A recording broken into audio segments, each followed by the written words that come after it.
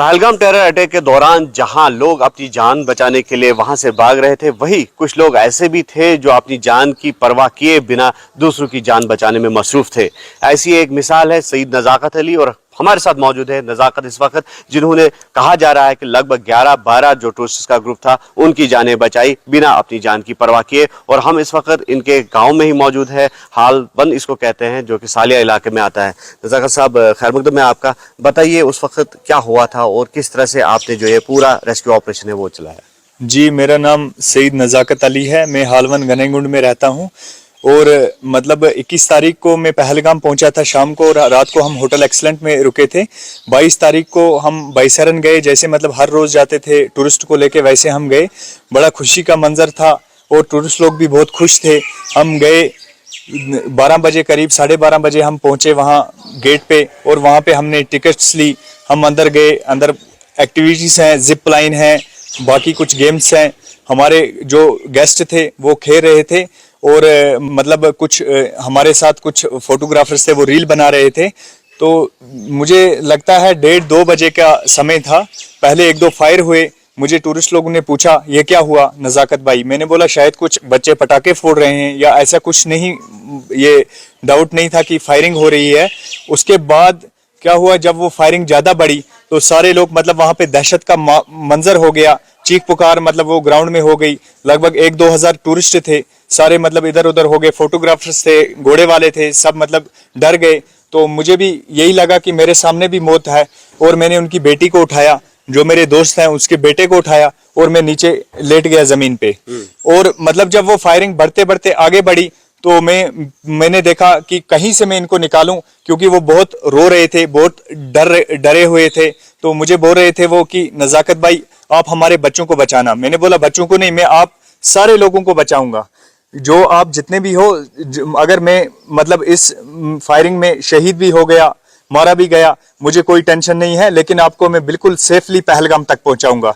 फिर मैं उनको मतलब उनके बच्चों को, एक को मतलब गोद में उठाया, एक को पीठ पे मतलब टांगा, और उनका हाथ पकड़ा, और मतलब वहां से निकला भागते भागते 8 किलोमीटर 7 किलोमीटर भागते भागते हम पहलगाम पहुंचे। पहलगाम पहुंच के जब मैंने उनको एनोवा में बिठाया, 2 एनोवा मैंने मतलब वो वहां पे हमारा वेट कर रही थी, उनमें बिठाया। और बदकिस्मती से मुझे कहना पड़ रहा है कि हमारे 2 जो यात्री थे वो पीछे रह गए थे, और वो दोनों लेडीज थी, मतलब वो उनकी वाइफ थी, भाभी हमारी थी, वो पीछे रह गई थी। तो कॉल किया हमने, बिल्कुल कोई फोन नहीं लग रहा था, वहां पे नेटवर्क का इशू है। मैं आधे रास्ते तक गया, और आधे रास्ते से मतलब वो लोग आ रहे थे, कुछ मतलब घोड़े वाले उनको ला रहे थे, फिर उनको भी मैंने लिया, और उनको भी मतलब लिया, गाड़ी में बिठाया, और होटल एक्सीलेंट में पहुंचे। होटल एक्सीलेंट में पहुंचे तो वो रो रहे थे, मतलब वहां पे यही था कि मतलब उन्होंने ये खौफ देखा था, मतलब डर देखा था, बहुत रो रहे थे। वो बोल रहे थे हमको यहाँ से निकालो।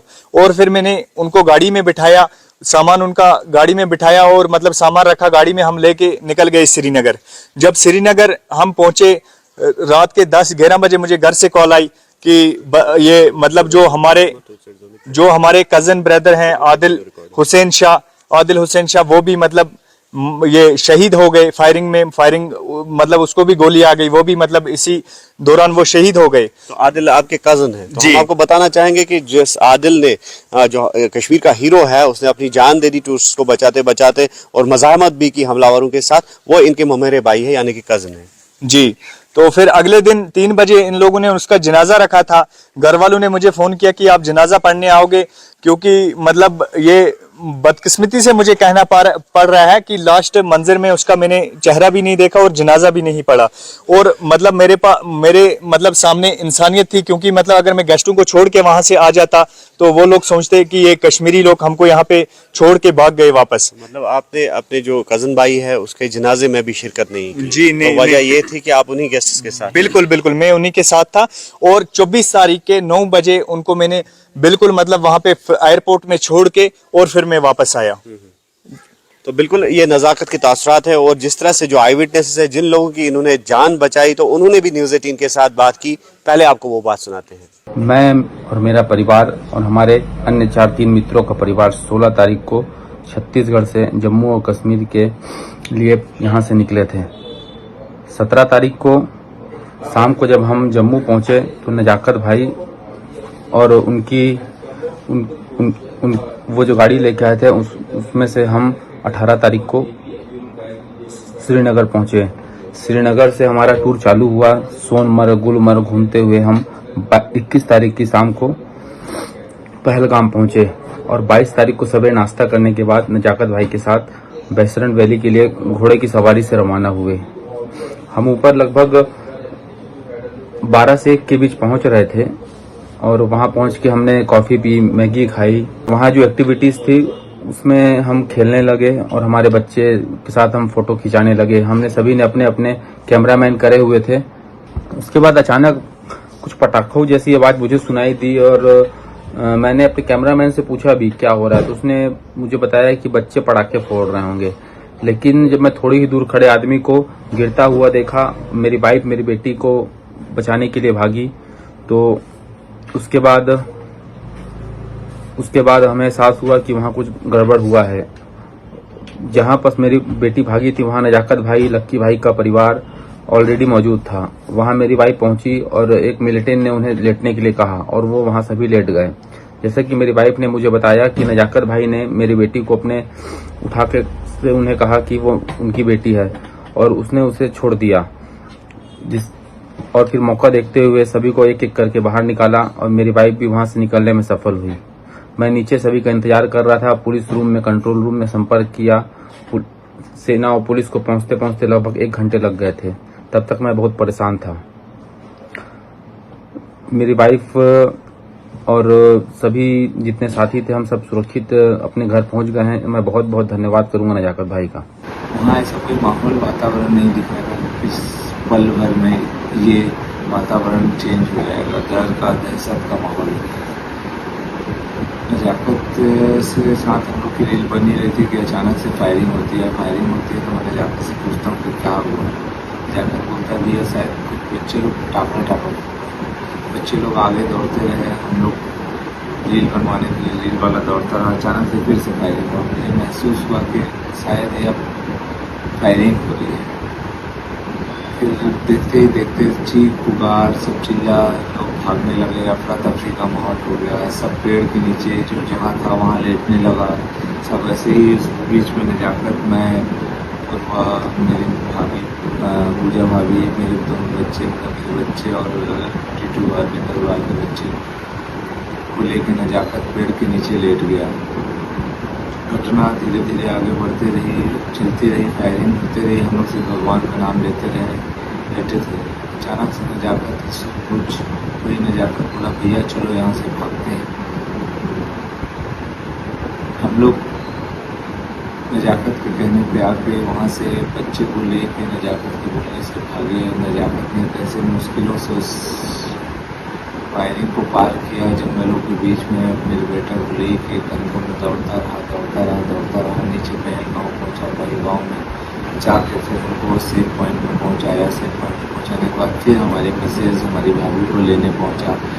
नजाकत अपनी हिम्मत से उस 11 लोगों की पूरी जान बचाया। नजाकत शायद नहीं होता तो आज ये हम आपसे कह भी नहीं पाते, बता भी नहीं पाते।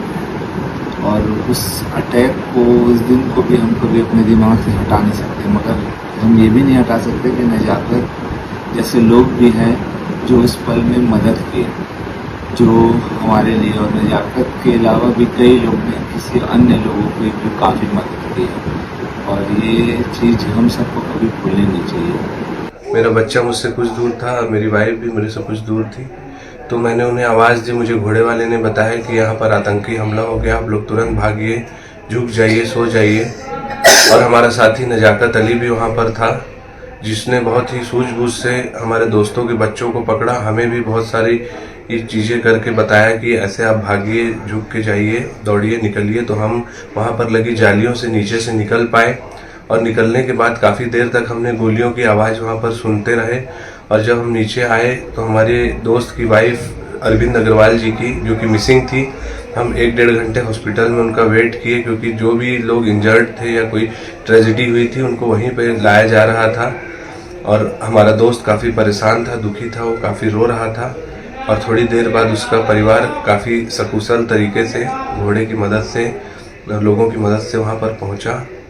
और यह वाक़या बहुत ही दर्दनाक और दुखद था। जो लोग वहाँ पर नहीं थे वो कल्पना और सोच भी नहीं सकते कि वहाँ क्या हुआ था। हमने अपने सामने लोगों को, अपने परिवार को खोते देखा और उनका दर्द भी हमारे दर्द से बहुत ज़्यादा है। तो बिल्कुल आपने इन टूरिस्ट्स के जो है तासुरात सुने और किस तरह से नज़ाकत के जो इस कारनामे को वो एक्नॉलेज कर रहे हैं और किस तरह से उस वक्त खौफ का मंजर था और नज़ाकत ने बिना अपनी जान की परवाह किए इनकी जानें बचाई। और यहाँ पर कुछ और लोग हैं हमारे साथ। नाम आपका? मेरा नाम सैयद निशात अहमद शाह हो। तो बताइए, अभी आप इसी के गाँव के हैं और आदिल भी आपका रिश्तेदार था, नज़ाकत भी, तो क्या समझते हैं आप किस तरह से कश्मीर के लिए ये लोग जो है एक हीरो साबित हुए? इनका जो नज़ाकत है ये मेरा भांजा है, जो आदिल है वो मेरे मामे का लड़का है। इन दोनों ने जो काम किया है ये पूरे कश्मीर के लिए फ़ख्र की बात है और पूरे हिंदुस्तान के लिए फ़ख्र है, क्योंकि इनने जो हमारे मेहमान आए थे उनकी जान बचाई है। कैसे बचाई है वो ये खुद ही अपनी ज़बान से आपको बता चुके हैं। लेकिन हम लोगों, गाँव वालों को या पूरे कश्मीर को इनके ऊपर इसलिए फ़ख्र है क्योंकि इनने काबिल तारीफ़ काम किया है। और मोदी जी जो हैं हम उनसे भी बहुत खुश हैं, क्योंकि वो भी जो बयान देते हैं उसमें इनकी सराहना होती है तो हमारा नाम भी रोशन होता है। बाकी हम क्या कहें, बाकी मोदी जी को खुद ही पता है इनके बारे में, हमारे पूरे इंडिया के बारे में, हिंदुस्तान के बारे में। हमारा प्राइम मिनिस्टर है, वो आगे जो काम करेंगे, ने स्टेटमेंट दी, आप उसके साथ हैं? हम उसके साथ हैं।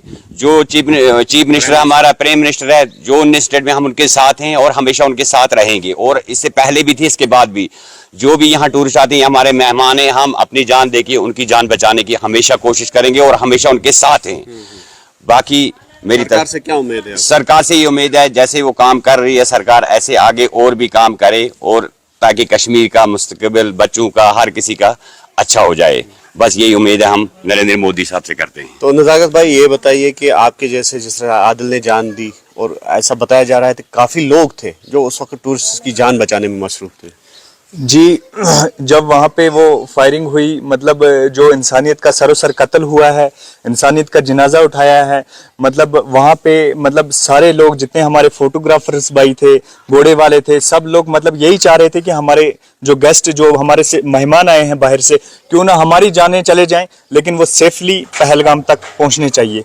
और हमने किया भी वही मिसाल हमने रखी। इंसानियत सबसे बड़ी चीज है, इंसानियत कश्मीर में थी, इंसानियत रहेगी, इंशाल्लाह इंसानियत जिंदाबाद है।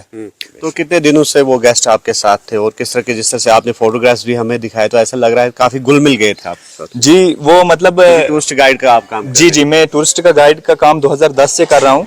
वो ये वाला ग्रुप मेरे पास 17 तारीख को पहुंचा था, 17 अप्रैल को, और मैं उनको 17 अप्रैल को जम्मू से मतलब उनको रिसीव किया था। श्रीनगर में मैंने घुमाया, गुलमर्ग में, सोनमर्ग में, लास्ट में मतलब इसलिए यहाँ पे रखा था क्योंकि वो बोल रहे थे कि हम आपके घर आएंगे। और विंटर में हम छत्तीसगढ़ शॉल बेचने भी जाते हैं, वो वहीं के थे, तो चिरमिरी के थे, वो बोलने लगे हम आपके घर में जाएंगे। तो फिर बदकिस्मती से मुझे कहना पड़ रहा है कि ये अचानक से ये मसला हो गया, तो फिर मैं उनको घर नहीं ला सका। तो सारा ग्रुप वो छत्तीसगढ़ का ही था कि किसी और स्टेट के भी थे उसमें? जी, सारे ग्रुप छत्तीसगढ़ के थे। जो रास्ते में मतलब हमने रास्ते में रेस्क्यू किया, वो पंजाब के थे, आधे हरियाणा के थे, आधे मुंबई के थे, उनको भी हमने रेस्क्यू किया। तो क्या मैसेज देना चाहेंगे आप, जिस तरह से इंसानियत सोज ये कारनामा जो है वो अंजाम दिया गया, यहाँ पर कत्ले नाहक हुआ, यहाँ इनोसेंट्स का खून बहा यहाँ, तो क्या इस मंजर को आप बुला पाएंगे कभी और आगे क्या मैसेज रहेगा? जी, मतलब जो ये मंजर है ये तो हम कभी अपनी लाइफ में नहीं भूल पाएंगे। ये मैंने आपको पहले भी बोला, ये इंसानियत का सरोसर कत्ल हुआ है, इंसानियत का जनाजा उठाया है। बाकी आपकी वसादत से, आपकी चैनल की वसादत से मैं बाहर के लोगों को ये कहना चाह रहा हूँ कि हम हिंदू, मुस्लिम, सिख, ईसाई आपस में हैं भाई भाई। हमारा भाईचारा था, भाईचारा रहेगा। आप आइए, आप अपनी ये जो टिकट्स वगैरह कैंसिल कर रहे हैं ये मत करिए। हम हैं, मतलब एक आदिल शहीद हुआ, हजारों आदिल उनके साथ खड़े हैं, हम अपनी जानें देंगे और मतलब जो हम पहले उनका ख्याल रखते थे उससे ज्यादा हम उनका ख्याल रखेंगे। तो बिल्कुल ये बात वाकई काबिल तारीफ है, जिस तरह से नज़ाकत आप बोल रहे हैं कि लोग आ जाए, ये अपनी जानों पे खेलेंगे लेकिन उनकी हिफाजत जो है उसको मुमकिन बनाएंगे। और जिस तरह से इन्होंने जो दर्दनाक एक स्टोरी बयान की है, तो यकीनी तौर पर दिल दहलाने वाला वाक़या था वो, और दिल दहलाने वाले जो मनाजिर है, नज़ाकत का कहना है कि ये भूल नहीं पाएंगे। लेकिन साथ ही साथ जिस तरह से नज़ाकत के साथ और लोग जो थे जिन्होंने उस वक्त रेस्क्यू ऑपरेशन में हिस्सेदारी की, अपनी शराकतदारी अंजाम दी, तो यकीनी तौर पर वो भी काबिल तारीफ कारनामा जो है उन्होंने अंजाम दिया है, जिसको किसी भी सूरत में फरामोश नहीं किया जा सकता है। और नज़ाकत या फिर आदिल जैसे लोग हमेशा कश्मीरियत की आलम जो है उसको बुलंद रखे हुए हैं, और यही वजह है कि नज़ाकत जैसे लोगों की वजह से ही कश्मीर से हमेशा अमन का पैगाम पूरी दुनिया में फैल जाता है। न्यूज़ 18 के लिए आफाक शाह के साथ हालवन पहलगाम से मुदस्सिर कादरी। আপুনি বিচৰা বাতৰি পাব কেৱল নিউজ 18 এপত। নিউজ 18 এপ ডাউনলোড কৰিবলৈ স্ক্যান কৰক এই QR কোড। গুগল প্লে ষ্টৰতো পাব এই নিউজ 18 এপ।